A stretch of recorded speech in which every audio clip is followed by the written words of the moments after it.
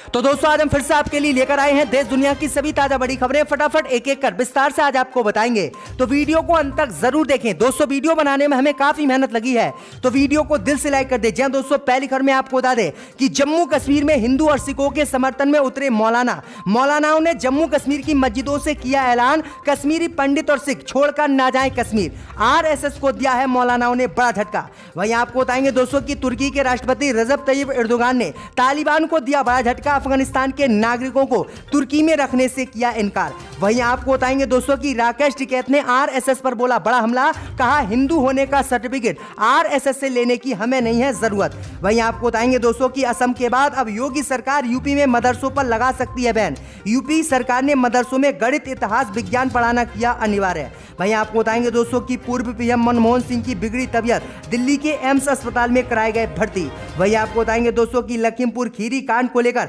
अदालत ने बीजेपी को दिया बड़ा झटका। अदालत ने आशीष मिश्रा को जमानत देने से किया इनकार, अब जेल में ही चक्की पीसेंगे अजय मिश्रा के बेटे आशीष मिश्रा। तो दोस्तों सभी खबरें बनाने में हमें काफी मेहनत लगी है, तो वीडियो को लाइक कर चैनल को सब्सक्राइब कर दें और हमें कमेंट में बताएं कि आप किस जिले किस राज्य से हमारी खबरों को देख रहे हैं।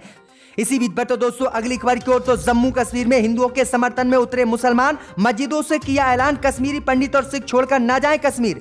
यह दोस्तों आपको बता दें बड़ी खबर सामने निकल कर आई दोस्तों की बीते दिनों जम्मू कश्मीर में आतंकी हमले हुए थे, जिनमें कई हिंदू सिखों की हत्या आतंकवादियों ने कर दी। इसके बाद सिख और हिंदू बुरी तरह से कश्मीर में डर गए और अपने घर को छोड़कर भारत के अन्य राज्यों में शरण लेने के लिए मजबूर हुए। इसी बीच खबर सामने निकल कर आई दोस्तों की जम्मू कश्मीर के मुसलमान अब हिंदू और सिखों के समर्थन में उतर आए हैं। जम्मू कश्मीर के मुसलमानों ने मस्जिदों से ऐलान करवाया है कि कश्मीर पंडित और सिख किसी भी कीमत पर जम्मू कश्मीर छोड़कर न जाएं और हम उनके साथ खड़े हुए हैं। वहीं आपको बता दें कि अब तक जम्मू कश्मीर की 8 मस्जिदों से यह ऐलान कर दिया गया है कि कश्मीरी पंडित और सिख किसी भी कीमत पर जम्मू कश्मीर को ना छोड़ें। तो यह बड़ी अपडेट आई दोस्तों कि मुसलमानों ने यह बड़ी पहल सिख और हिंदुओं के प्रति जम्मू कश्मीर में की है।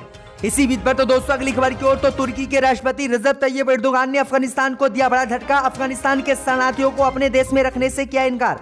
जब दोस्तों आपको बता दें कि तुर्की के राष्ट्रपति रजब तैयब एर्दोगान ने अफगानिस्तान को आज बड़ा झटका दिया है। तुर्की के राष्ट्रपति रजब तैयब एर्दोगान ने अफगानिस्तान के शरणार्थियों को अपने देश में रखने से साफ इनकार कर दिया है। G20 नेताओं के सम्मेलन में अफगानिस्तान की स्थिति पर बोलते हुए तुर्की के राष्ट्रपति रजब तैयब एर्दोगान ने कहा कि तुर्की एक बार फिर से शरणार्थियों की नई बाढ़ नहीं झेल सकता। उन्होंने कहा कि हमने पहले ही 36 लाख सीरिया के शरणार्थियों को अपने देश में शरण दी है, ऐसे में उनका देश अफगानिस्तान के लोगों को नहीं झेल सकता और अफगानिस्तान के शरणार्थियों को अपने देश में रहने की इजाजत नहीं दे सकता। दरअसल आपको बता दें कि अफगानिस्तान से आने वाले शरणार्थियों को रोकने के लिए तुर्की ने सीमा पर सुरक्षा के भी कड़े इंतजाम किए हैं। इन दिनों तुर्की के अंदर अवैध रूप से घुसे कई अफगान शरणार्थियों को भी तुर्की के सुरक्षा बलों ने पकड़ लिया है। तो ये बड़ी अपडेट आई दोस्तों कि तुर्की ने अब हाथ खड़े अफगानिस्तान को लेकर कर दिए हैं। इसी बीच पर तो दोस्तों अगली खबर की ओर, तो लखीमपुर खीरी हिंसा को लेकर राकेश टिकैत ने आरएसएस को लिया आड़े हाथ, कहा हिंदू होने का सर्टिफिकेट आरएसएस से लेने की हमें नहीं है जरूरत। जब दोस्तों आपको बता दें कि लखीमपुर खीरी में 4 किसानों की मौत को लेकर राकेश टिकैत ने आज आरएसएस पर बड़ा हमला बोला है। राकेश टिकैत ने आरएसएस पर हमला बोलते हुए कहा कि आरएसएस देश में ऐसा माहौल बना रही है कि जो हिंदू भी आरएसएस से जुड़ा नहीं है, बीजेपी और आरएसएस उसे देश में हिंदू नहीं समझते हैं। राकेश टिकैत ने कहा कि हम आरएसएस को कभी भी ज्वाइन नहीं करेंगे और हमें हिंदू होने का सर्टिफिकेट आरएसएस के नागपुर कार्यालय से लेने की जरूरत नहीं है। तो ये बड़ा हमला आरएसएस पर आज राकेश टिकैत ने बोला है। इसी बीच पर तो दोस्तों अगली खबर की ओर, तो असम के बाद अब यूपी सरकार मदरसों में लगा सकती है बैन, गणित, इतिहास, विज्ञान पढ़ाना यूपी के मदरसों में योगी सरकार ने किया अनिवार्य। जब दोस्तों आपको बता दें कि बीजेपी शासित राज्यों में लगातार इस्लामिक पढ़ाई पर पाबंदी लगाकर मदरसे बंद किए जा रहे हैं। असम में हाल ही में 432 सरकारी मदरसों को बीजेपी सरकार ने बंद किया और उन्हें स्कूल में बदला। इस बीच खबर सामने निकल कर आई दोस्तों की इसी तर्ज पर उत्तर प्रदेश की योगी सरकार भी है। दरअसल आपको बता दें कि उत्तर प्रदेश की योगी सरकार ने कल यूपी के सभी मदरसों में गणित, इतिहास, विज्ञान पढ़ाना अनिवार्य कर दिया है। वहीं आपको बता दें कि इसके अनिवार्य होने के बाद अब उत्तर प्रदेश में भी योगी सरकार अगले साल या 1-2 साल के बाद सरकारी मदरसों पर बैन लगा सकती है और सरकारी मदरसों में इस्लामिक पढ़ाई को बंद करके इतिहास, विज्ञान, गणित, हिंदी पढ़ाना अनिवार्य कर सकती है। तो ये बड़ी अपडेट आई दोस्तों की असम की बीजेपी बीजेपी सरकार के तर्ज पर ही उत्तर प्रदेश के मुख्यमंत्री योगी आदित्यनाथ पर भी उतर आए हैं। इसी बीच पर तो दोस्तों अगली खबर की ओर तो पूर्व प्रधानमंत्री मनमोहन सिंह की तबीयत बिगड़ी, एम्स में कराए गए भर्ती। जय दोस्तों आपको बता दें कि भारत के पूर्व प्रधानमंत्री मनमोहन सिंह की तबीयत बिगड़ गई है। इसके बाद उन्हें इलाज के लिए एम्स में भर्ती दिल्ली कराया गया है। हालांकि उनकी स्थिति अभी गंभीर नहीं है। मनमोहन सिंह को बुधवार शाम 6:15 बजे एम्स में हृदय रोग विभाग के अंतर्गत एडमिट कराया गया है। कार्डियोलॉजी न्यूरोलॉजी से जुड़े डॉक्टर पूर्व पीएम का इलाज कर रहे हैं। आपको बता दें कि पिछले दिनों भी सीने में तकलीफ की वजह से मनमोहन सिंह को एम्स में भर्ती कराया गया था। गौरतलब है कि 87 वर्षीय पूर्व प्रधानमंत्री मनमोहन सिंह को एम्स के कार्डियक न्यूरो सेंटर में भर्ती कराया गया था। एम्स के सूत्रों के अनुसार नई दवा लेने के बाद फेब्राइल रिएक्शन होने के कारण उन्हें अस्पताल में भर्ती कराया गया है ताकि वह चिकित्सकों की निगरानी में रह सकें। तो ये बड़ी अपडेट आ रही दोस्तों की पूर्व प्रधानमंत्री की तबीयत लगातार बिगड़ती ही अब जा रही है। इसी बीच पर तो दोस्तों अगली खबर की ओर तो लखीमपुर खीरी कांड को लेकर योगी सरकार को लगा बड़ा झटका।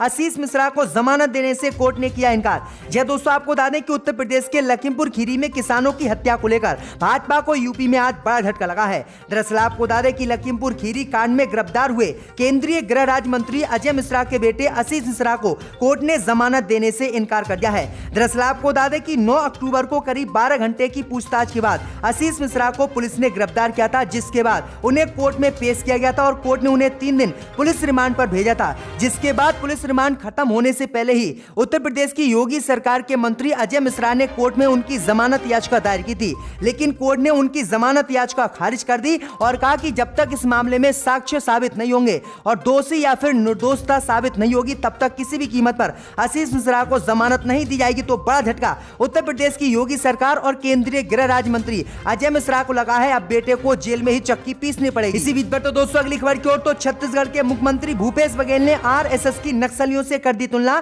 भाजपा पर भी बोला हमला। जय दोस्तों आपको बता दें कि छत्तीसगढ़ के सीएम भूपेश बघेल इस समय बीजेपी पर एक के बाद एक जुबानी हमले कर रहे हैं। इसी कड़ी में राज्यपाल के कवर्धा मामले पर लिखे पत्र पर जवाब देते हुए सीएम भूपेश बघेल ने आरएसएस की तुलना नक्सलियों से कर डाली है। सीएम ने कवर्धा मामले पर लिखे पत्र के जवाब में कहा है कि छत्तीसगढ़ में पनप रहे नक्सलियों का नेता आंध्र प्रदेश में है और आंध्र प्रदेश में ही रहकर पूरा मूवमेंट संचालित करता है। वैसे ही छत्तीसगढ़ में आरएसएस के पास अपनी कोई क्षमता नहीं है, जो चलता है नागपुर से चलता है। हम लोग किसी भी घटना को हल्के में नहीं लेते हैं। बीजेपी बिना वजह छोटी घटना को बड़ा चाहती है। दरअसल आपको बता दें कि कवर्धा में बीते दिनों एक जो है मजार पर हमला कर दिया गया था और वहां पर कई मुसलमानों को पीटा गया था, विलास्ट करके पूरे मजार को उड़ा दिया गया था। इसी को लेकर यह हमला आरएसएस पर भूपेश बघेल ने बोला है और कहा है कि आरएसएस अपने लोग को भेजकर छत्तीसगढ़ में हिंदू मुस्लिम के दंगे करा रही है और नागपुर से इसको संचालित करती है। इसी बीच पर तो दोस्तों अगली खबर की ओर तो जम्मू कश्मीर को लेकर मोदी सरकार के समर्थन में उतरे फारूक अब्दुल्ला, कहा कश्मीर भारत का हिस्सा है और रहेगा, भले मुझे गोली ही क्यों ना मार दी जाए। जय दोस्तों आपको बता दें कि जम्मू कश्मीर के पूर्व मुख्यमंत्री फारूक अब्दुल्ला एक बार फिर से केंद्र की मोदी सरकार की जम्मू कश्मीर को लेकर तरफदारी करते हुए दिखाई दिए। दरअसल आपको बता दें कि फारूक अब्दुल्ला ने बुधवार को यहां कहा है कि कश्मीर कभी पाकिस्तान का हिस्सा नहीं बनेगा, क्योंकि हम भारत का हिस्सा हैं और रहेंगे, मुझे चाहे गोली भी कोई व्यक्ति मार दे, लेकिन मैं इस बात को नहीं नकारूंगा कि कश्मीर भारत का हिस्सा है। तो ये बड़ी अपडेट आई दोस्तों कि मोदी सरकार के गुड़ ही अब फारूक अब्दुल्ला भी बोल रहे हैं। इसी बीच पर तो दोस्तों अगली खबर की ओर तो चीन ने अरुणाचल प्रदेश को भारत का नहीं बताया हिस्सा, मोदी सरकार की बड़ी मुश्किलें। जय दोस्तों आपको बता दें कि बीते दिनों उपराष्ट्रपति वेंकैया नायडू अरुणाचल प्रदेश की यात्रा पर गए थे और इसी यात्रा को लेकर चीन ने मोदी सरकार को बड़ा झटका दिया है। दरअसल आपको बता दें कि चीन ने इस यात्रा का विरोध करते हुए अरुणाचल प्रदेश को भारत का हिस्सा नहीं बताया है और कहा कि अरुणाचल प्रदेश कभी भी भारत का हिस्सा नहीं था, इसलिए हम यहाँ पर इसका विरोध करते हैं कि भारत के उपराष्ट्रपति इस राज्य का दौरा कर रहे हैं। वहीं आपको बता दें कि मोदी सरकार ने भी इस चीन के बयान पर आपत्ति जताई है और कहा है कि भारत का अरुणाचल प्रदेश अभिन्न अंग है। अगर भारत के नेता या भारत के उपराष्ट्रपति अरुणाचल प्रदेश जाते हैं तो चीन आखिरकार किस बात का विरोध कर रहा है। दरअसल आपको बता दें कि चीन लगातार अरुणाचल प्रदेश को अपना बताता रहता है और कई बार घुसपैठ भी अरुणाचल प्रदेश में कर दी है। तो ये बड़ी अपडेट आई दोस्तों की चीन लगातार भारत को अरुणाचल प्रदेश सहित पूर्वी लद्दाख को लेकर घेरता रहता है। इसी बीच पर तो दोस्तों अगली खबर की ओर तो पंजाब में मिशनरियों सिखों का ईसाइयों में करा रहे हैं धर्मांतरण, अकाल तख्त ने लगाए आरोप। जी दोस्तों, आपको बता दें कि पंजाब में अकाल तख्त ने आरोप लगाए हैं कि मिशनरियां सिखों का ईसाइयों में धर्मांतरण करा रही है। अकाल तख्त जत्थेदार ज्ञानी हरप्रीत सिंह ने आरोप लगाया है कि सीमा पर स्थित गांवों में क्रिश्चियन मिशनरी